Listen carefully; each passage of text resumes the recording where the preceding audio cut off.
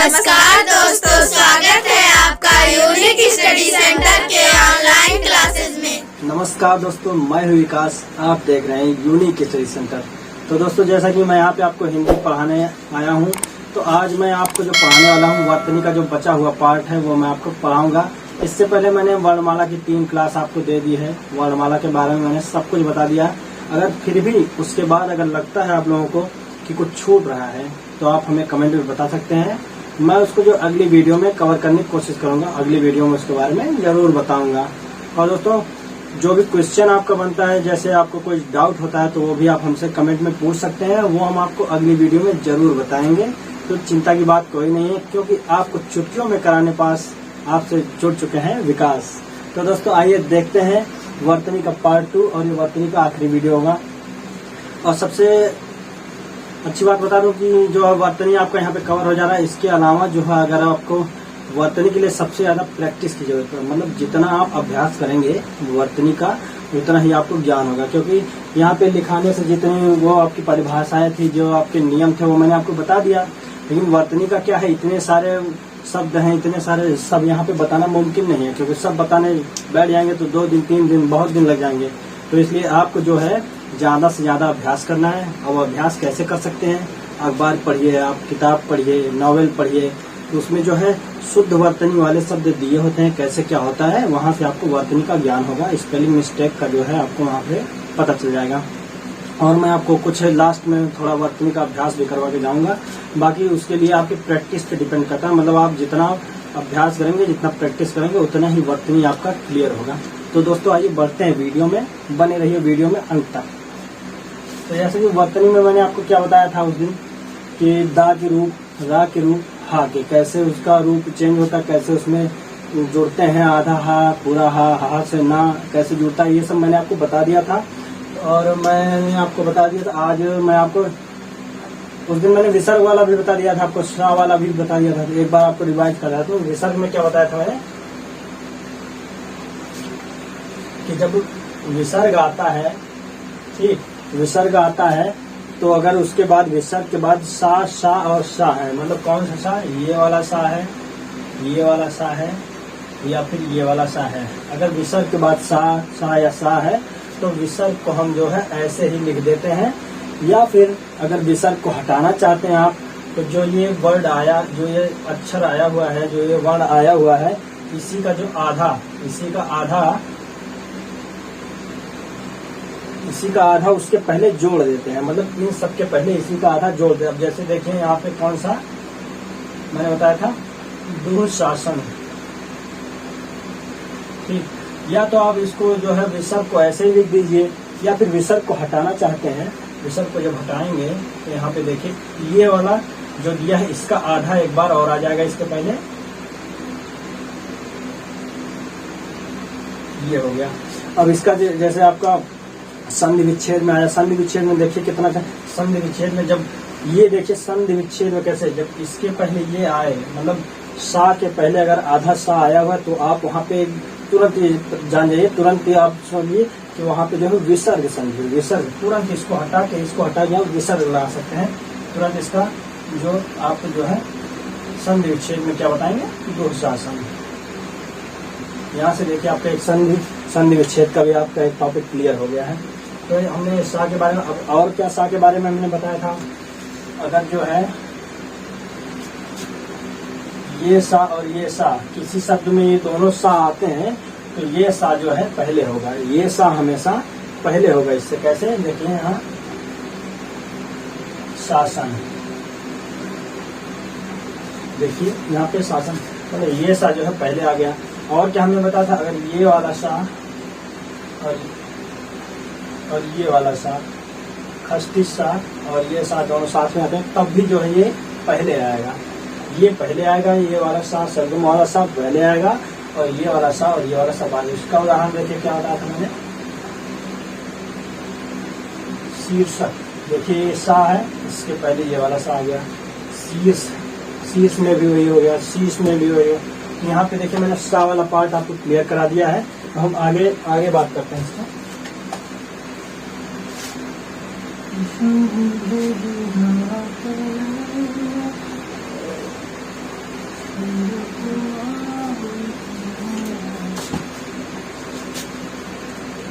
हम थोड़ा सा आपको बता दें प्रत्यय के बारे में। यहाँ पे जैसे कुछ प्रत्यय होते हैं, प्रत्यय की वजह से भी वर्तनी का प्रयोग होता है यहाँ पे। जैसे प्रत्यय में हो गया आपका इक प्रत्यय, ईन प्रत्यय, ईन प्रत्यय, ऐसे ही बहुत सारे प्रत्यय होते हैं। इन सब के प्रयोग से कैसे बदल जाता है वो मैं आपको थोड़ा यहाँ बता देता हूँ कुछ। ये जो नीला वाला देख लीजिए नहीं चल रहा है। अब यहाँ पे देखिए इक प्रत्यय लगाने पर क्या होता है। इक प्रत्यय लगाने पर जो है पहला स्वर, पहला जो स्वर होता है या फिर व्यंजन होता है वो दीर्घ हो जाता है। जैसे इक प्रत्यय लगाने पर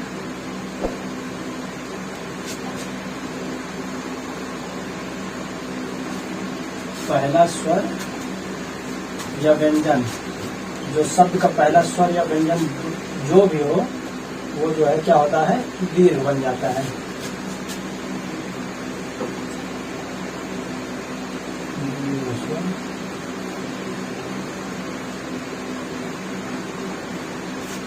अब इसका उदाहरण बता देता हूँ कैसे। जैसे यहाँ पे देखिए इसका उदाहरण क्या हो गया।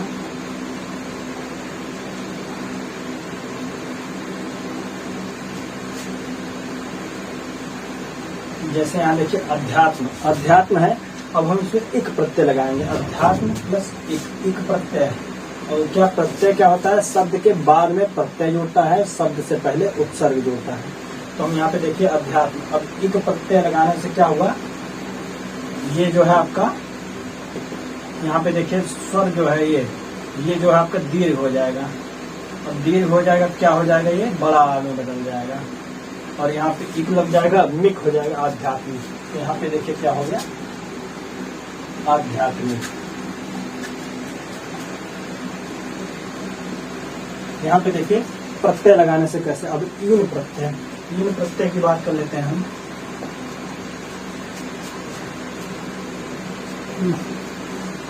ईन प्रत्यय में क्या होता है, देखिए ईन प्रत्यय में क्या होता है, ईन प्रत्यय जब लगता है तो वहां पे कुछ नहीं बदलता है।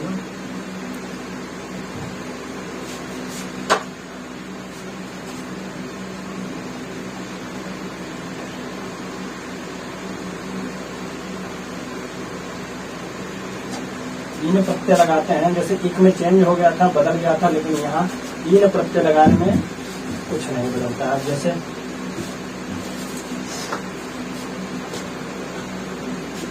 तो यहाँ पे मैंने एक प्रत्यय ईन प्रत्यय की बात कर ली, और बाकी प्रत्यय मैं आपको प्रत्यय जब पढ़ाऊंगा, उपसर्ग और प्रत्यय मैं वहां पे बता दूंगा कि कैसे आपको प्रत्यय का यूज करना है।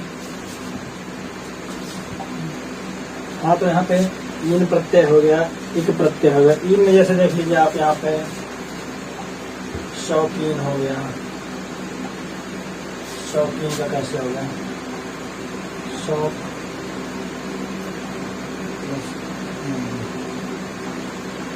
यहाँ पे हो गया शौक प्लस ईन। यहाँ पे देखिए ऐसे था, यहाँ पे भी ऐसे ही है, कुछ भी चेंज नहीं। ईन प्रत्यय में कुछ भी चेंज नहीं होता है, इक प्रत्यय में चेंज हो जाता है। अब हम बात करते हैं एक और प्रत्यय बहुत ही इंपॉर्टेंट है यहाँ पे, कर प्रत्यय।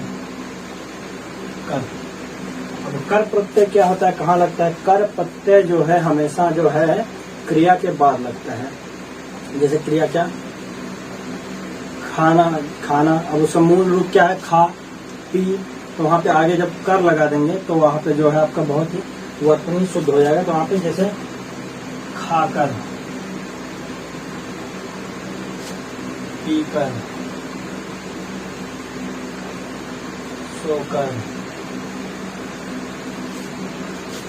टहलकर। यहाँ पे देखिए आपका यहाँ कर प्रत्यय का यूज हुआ। कर प्रत्यय खाकर, पीकर, सोकर, टहलकर जो है यहाँ पे क्या बताया मैंने कि हमेशा जो है क्रिया के बाद यूज होता है। क्रिया से मिलाकर हमेशा कर प्रत्यय को हमेशा क्रिया से मिलाकर रखते हैं। अगर कर प्रत्यय बिना क्रिया के लगा देंगे तो वहाँ पे गलत हो जाएगा। हमेशा जो है कर प्रत्यय क्रिया के साथ ही आएगा।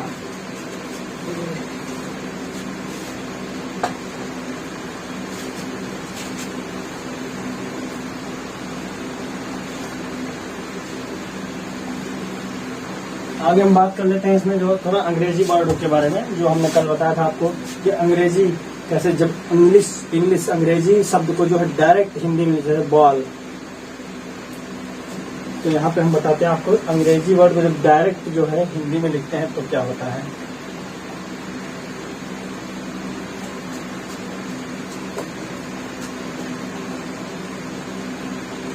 यहाँ अंग्रेजी शब्द को जब हिंदी में सीधे लिखेंगे तो यहाँ पे जो है हमेशा जो ऊपर शब्द के ऊपर जो है आप ऐसे अर्धचंद्र बिंदु लगाएंगे। अर्धचंद्र बिंदु, ये आपका अर्धचंद्र बिंदु है, इसको लगाएंगे। अब कैसे, जैसे यहाँ इंग्लिश में लिखा है बॉल, अब इसको हम डायरेक्ट हिंदी में लिखेंगे बाल। अगर ये वाला बाल लिखेंगे तो ये सिर का बाल हो जाएगा, लेकिन जब हम यहाँ पे अर्धचंद्र बिंदु लगा देंगे यहाँ पे ये वाला डायरेक्ट इसका जो है अंग्रेजी हो जाएगा बॉल। ठीक। अब जैसे देखिए यहाँ पे क्या ऑक्सीजन, ऑक्सीजन है। अब इसको हम डायरेक्ट हिंदी में, जब डायरेक्ट हिंदी में लिखेंगे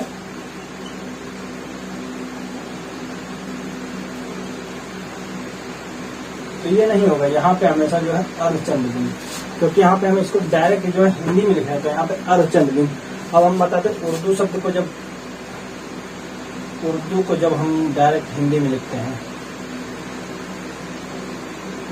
उर्दू को जब डायरेक्ट हिंदी में लिखा जाता है तो वहां पे हम क्या लगाते हैं, आपको बताया था मैंने, यहाँ पे एक बिंदी लगा देते हैं जिसको हम क्या बोलते हैं, उर्दू को वहां पे नुक्ता बोलते हैं। जैसे कल मैंने क्या लिखा, का, खा,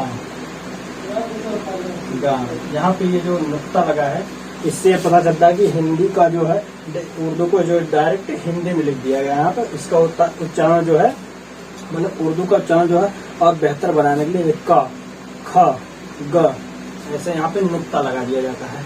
अब बात कर लेते हैं हम यहाँ पे अब तीसरे पॉइंट के बारे में। तीसरा पॉइंट क्या है, जो है द्वंद्व समास। अब समास के बारे में थोड़ा बात कर लेते हैं, कैसे वहाँ पे वर्तनी का यूज होता है। जो द्वंद्व समास आगे हम पढ़ेंगे, समास के बारे में पढ़ेंगे, तो उसके बारे में हमें थोड़ा सा एक पॉइंट बात करेंगे कि द्वंद्व समास में जो भी है, और द्वंद्व का मतलब क्या होता है, झगड़ा। द्वंद्व का मतलब होता है अलग अलग। तो द्वंद्व समास में जब द्वंद्व, कभी कभी ऐसे देखिए आपका द्वंद्व लिखा आ जाएगा, आधा दा वाह,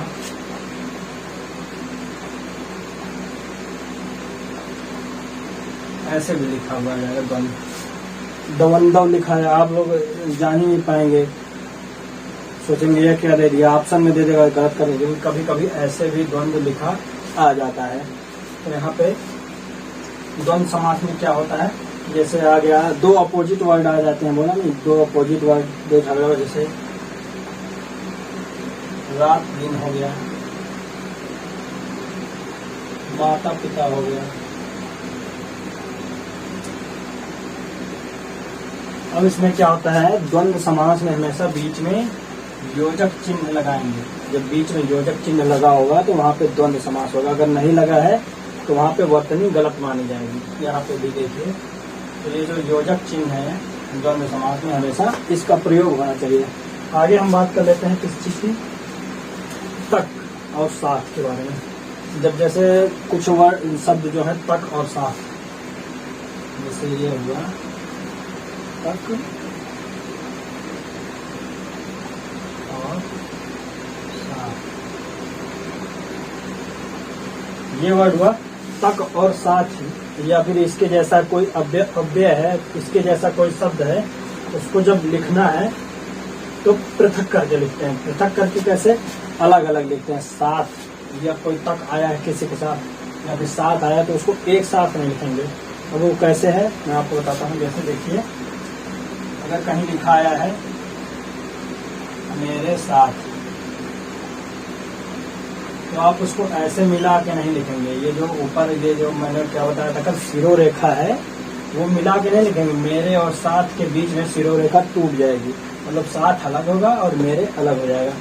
जैसे तुम तक, यहाँ पे देखिए तुम अलग है, तक अलग है। जैसे वहां तक,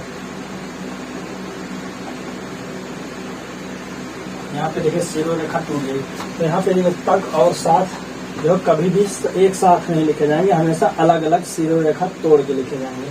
अब बात कर लेते हैं जैसा और सा के बारे में। जैसा जैसे तक और साथ है वैसे जैसा और सा।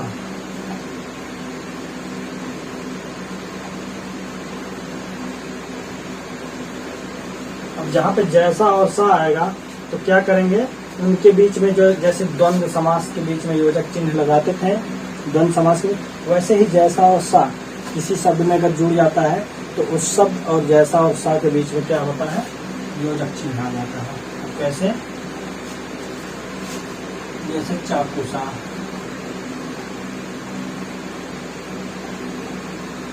यहाँ पे देखिए बीच में योजक चिन्ह आ जाएगा। जैसे प्यारा सा,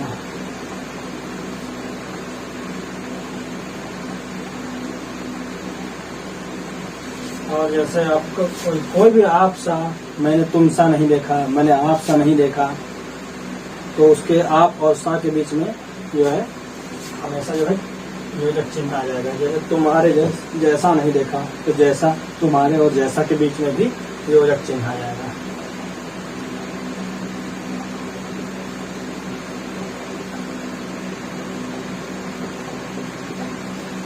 तो हमने इतना बात कर लिया, अब थोड़ा सा बात कर लेते हैं द्वित्व व्यंजन। तो मैंने कल आपको बता दिया, जहाँ पे भी द्वित्व व्यंजन आएगा, जहाँ पे भी द्वित्व व्यंजन होगा, एक ही व्यंजन की आवृत्ति बार बार होगी। कैसे, एक ही व्यंजन की आवृत्ति, क्या बताना द्वित्व के बारे में, एक ही व्यंजन की आवृत्ति बार बार होगी। अब कैसे, इसमें देखिए बच्चा,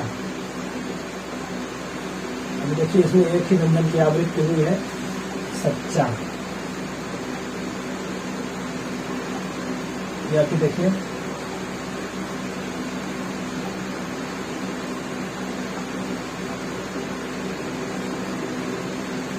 सच्चिदानंद, यहाँ पे देखिए आवृत्ति बार बार हुई है। तो यहाँ पे द्वित्व व्यंजन जहाँ पे होगा समझिए, और फिर द्वित्व है, द्वित्व की प्रवृत्ति है, वहाँ पे भी आप ऐसी वर्तनी देख के लिखेंगे क्या सही है क्या नहीं। और एक मैं आपको इम्पोर्टेंट बता दूं, क्या यहाँ पे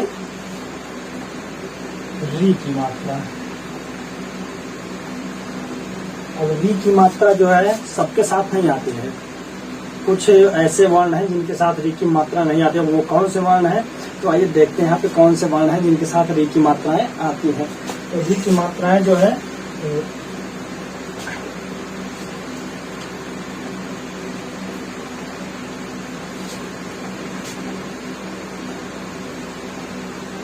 रा, रा और स्रा।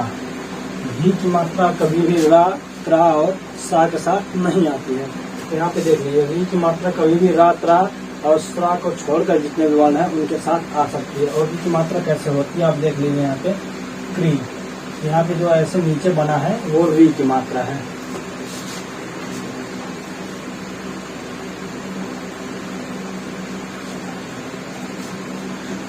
अब थोड़ा सा हम आपको बता देते हैं कारांत क्या होता है, या आपका आखिरी टॉपिक है। इसके बाद जो है हम आपको थोड़ा है वर्तनी के कुछ शब्द बताएंगे।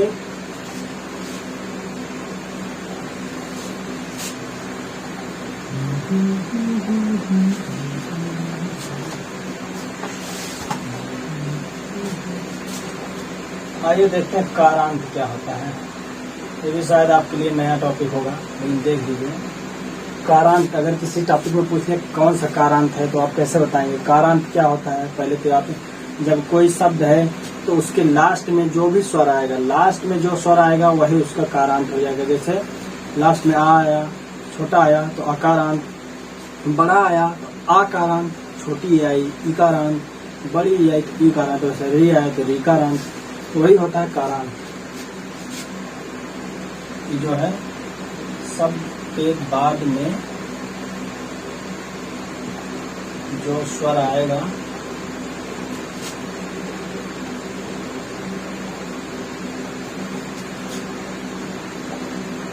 वही उसका कारांत होगा।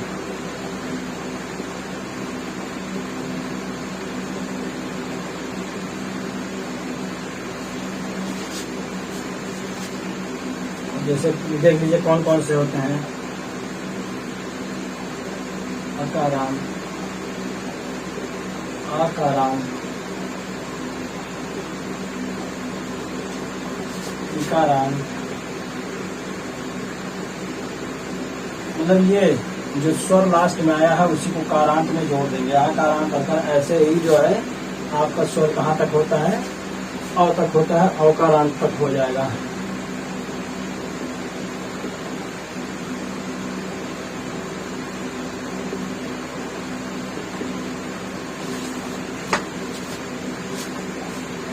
अब जैसे इसका उदाहरण बता देते हैं आपको कुछ,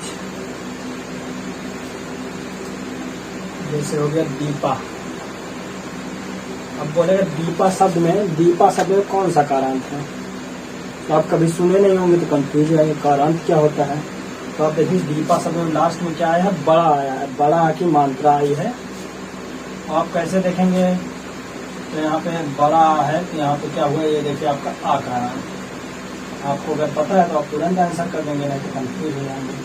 आकारांत हो गया। और जैसे रामू में, रामू में इसमें बड़ा हुआ है तो बड़ा ऊ के लिए क्या होगा, उकारांत। तो ये आपको कारांत हो गया। अब मैंने आपको यहाँ पे क्या बता दिया, मैंने आपको यहाँ पे वर्तनी के बारे में बता दिया है।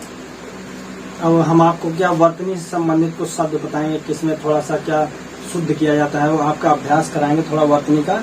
और आपके नियम और टॉपिक जो है वो आपके खत्म हो चुके हैं वर्तनी के। बाकी आपके अभ्यास, मैंने क्या बोला था कि आप जितना ही अभ्यास करेंगे उतना ही वर्तनी आपका मजबूत होगा। आपके अभ्यास के बिना वर्तनी मजबूत नहीं हो सकती, क्योंकि बहुत सारे शब्द हैं जो आपको याद करने पड़ेंगे डेली बेसिस पे। आपको थोड़ा थोड़ा याद करना होगा। पर्यायवाची विलोम की तरह आपको जो वर्तनी भी याद करनी पड़ेगी, इससे आपका थोड़ा वर्तनी और मजबूत हो जाएगा। तो आज जैसा कि मैंने आपको वर्तनी के बारे में बता दिया है, जितने भी नियम थे, जितने भी आपके वहाँ पे सब यूज हो रहे थे, किसके रूप कैसे यूज होते हैं, तो मैंने वर्तनी के बारे में आपको सब बता दिया है। तो आइए हम वर्तनी का कुछ अभ्यास, जैसे यहाँ देखिए मैंने कुछ शब्द लिख लिया है यहाँ पे। इसकी ये अशुद्ध शब्द लिखिए, इसकी वर्तनी कौन सी शुद्ध वर्तनी होगी, कहाँ पे क्या चेंज होगा, क्या परिवर्तित होगा, तो मैं यहाँ पे आपको सब बताने वाला हूँ। आइए देखते हैं फिर कि कैसे किसकी शुद्ध वर्तनी क्या होगी। यहाँ पे देखिए सबसे पहले बात यह बता दूं, ये जितने भी वर्तनी मैंने यहाँ पे लिखी हैं ये सब एग्जाम में आए हुए हैं, सब एग्जाम में एकदम बहुत ही इंपॉर्टेंट टॉपिक है। मैं यहाँ पे जो आपको याद कराने वाला हूँ, तो आइए आप देखिए। जैसे यहाँ देखिए बारात, गांव में सब लोग गए बारात आ गई, लेकिन बारात जो है अशुद्ध शब्द, यहाँ पे क्या हो जाएगा,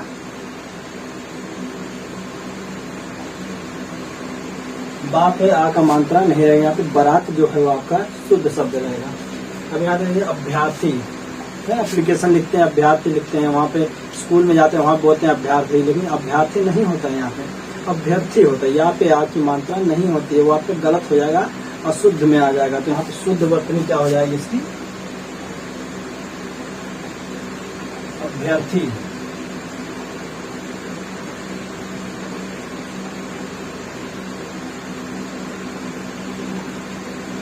ये भी ध्यान दीजिएगा, यहाँ पे जो गोल वाले जो अक्षर हैं वहाँ पे आपका शिरोरेखा टूटेगा, इसका भी बहुत आप खास ख्याल रखिएगा। शिरोरेखा यहाँ पे टूट जाती है, जो ऊपर से गोल होते हैं, जितने भी वर्ण होते हैं। अब यहाँ पे देखिए अत्याधिक, अत्याधिक, अब क्या यहाँ हो जाएगा, अत्यधिक हो जाएगा। अत्याधिक जो गलत हो जाएगा, यहाँ पे अत्याधिक कभी सुना, अत्यधिक बोलते हैं, अत्यधिक, मैं अत्यधिक खुश हो गया, अत्याधिक खुश हो गया, ये नहीं होता, अत्यधिक। यहाँ पे शुद्ध वर्तनी क्या हो जाएगी,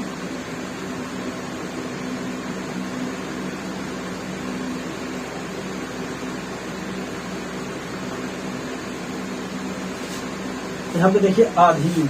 अब आधीन का क्या होगा, मैंने आपको क्या बताया था कि जहाँ पे भी ईन प्रत्यय आएगा, ईन प्रत्यय जहाँ पे भी आएगा वहाँ पे क्या होगा आपका, यहाँ पे हमेशा लघु होगा, दीर्घ नहीं होगा, मतलब कुछ भी चेंज नहीं होगा। अधीन में आप ईन प्रत्यय वहाँ पे लगा रहे हैं तो यहाँ पे क्या हो जाएगा, अधीन।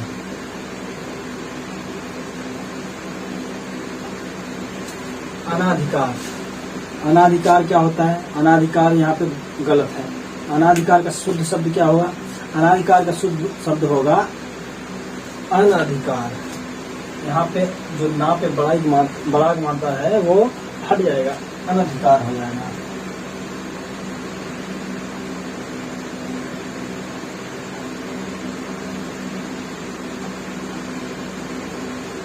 अब यहाँ पे देखिए क्या लिखा है। देखने में तो आप अगर जल्दी जल्दी में एग्जाम में देखेंगे, अगर जल्दी जल्दी में आपने ये सब एग्जाम में देखा तो शायद गलत कर देंगे, आपको लगेगा यहाँ पे सब कुछ सही है, लेकिन यहाँ पे देखिए रा की मात्रा कहाँ आ गई है। रा की मात्रा वहाँ पे होनी चाहिए ना, आशीर्वाद होता है ना। अब आप इसका उच्चारण कीजिए, आशीर्वाद हो जाएगा। अब रा का मैंने क्या आपको बताया था, रा के रूप में क्या बताया था, ये जो रेफ, इसको रेफ वाला रा कहते हैं, रेफ वाला रा। रेफ वाला रा जो होता है, वर्ण जिस वर्ण के ऊपर आता है उसके पहले उच्चारण किया जाता है। अब जैसे यहाँ पे सा पे आ गया तो इसका उच्चारण सा से पहले होगा ना, तो आप सा से पहले जब उच्चारण करेंगे क्या आशीर्वाद हो जाएगा। लेकिन जब यही रा जो है यहाँ पे आ जाएगा तब आप इसका उच्चारण कीजिए, देखिए आशीर्वाद, तो यहाँ पे ये सही हुआ ना। तो इसका जो है ये रा जो है यहाँ ना होके यहाँ आएगा, तो इसका शुद्ध वर्तनी क्या हो जाएगा, आशीर्वाद।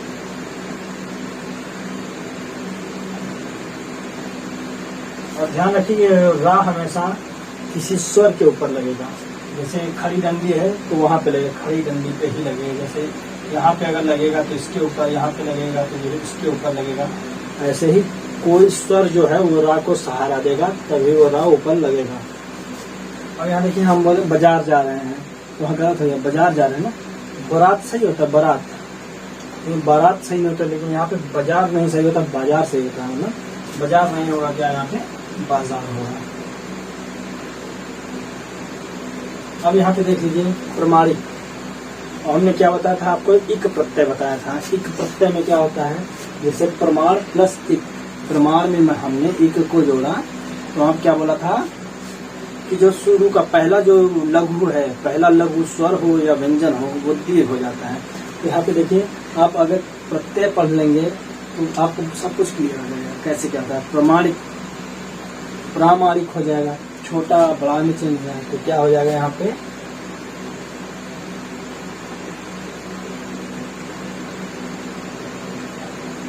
ये देखिए आपको हो गया प्रामाणिक। अब यहाँ देखिए वही चीज यहाँ पे भी है। अब यहाँ पे देखिए इसमें भी एक प्रत्यय है, एक प्रत्यय यहाँ पे भी। अब यहाँ पे क्या हो जाएगा, आध्यात्मिक है तो आध्यात्मिक हो जाएगा। एक प्रत्यय जहाँ भी आ जाएगा तो शुरू का स्वर या व्यंजन जो है तीर हो जाएगा।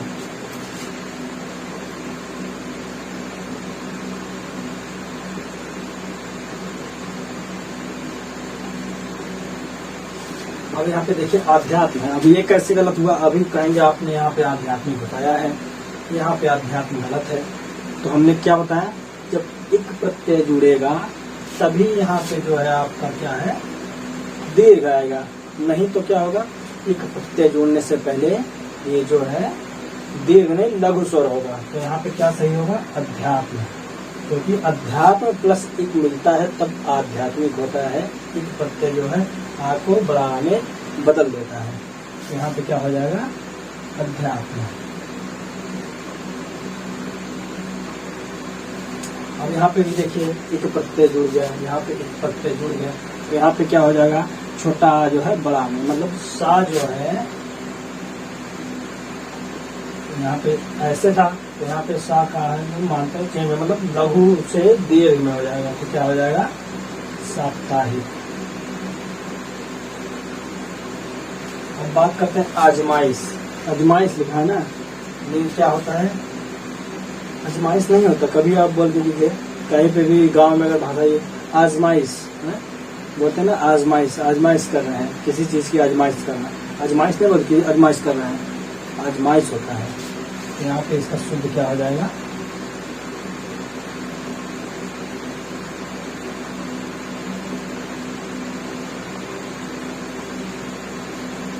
ये देखिए आवाज। अब कभी आपने बोला है मुझे आवाज आ रही है, किसी की आवाज आ रही है, बोलते हैं आप आवाज जो है आ रही है, किसी में मतलब आपकी आवाज नहीं साफ आ रही है, नहीं, आपकी आवाज मुझे साफ सुनाई नहीं दे रही, तो आवाज बोलते हैं, आवाज नहीं बोलते हैं। तो यहाँ पे क्या हो जाएगा, आवाज, यहाँ पे मतलब बड़ा होगा। अरे देखिए महाराज आ गए, महाराज, यहाँ पे देखिए क्या बोलते हैं, अरे महाराज, वो गलत हो जाता है, महाराज होता है। कभी भी आपने सीरियल देखते हैं तो आप सेना लोग बोलते हैं क्या, महाराज, महाराज की जय हो, नहीं महाराज की जय हो बोलते हैं, महाराज, महाराज नहीं होता, महाराज होगा यहाँ पे।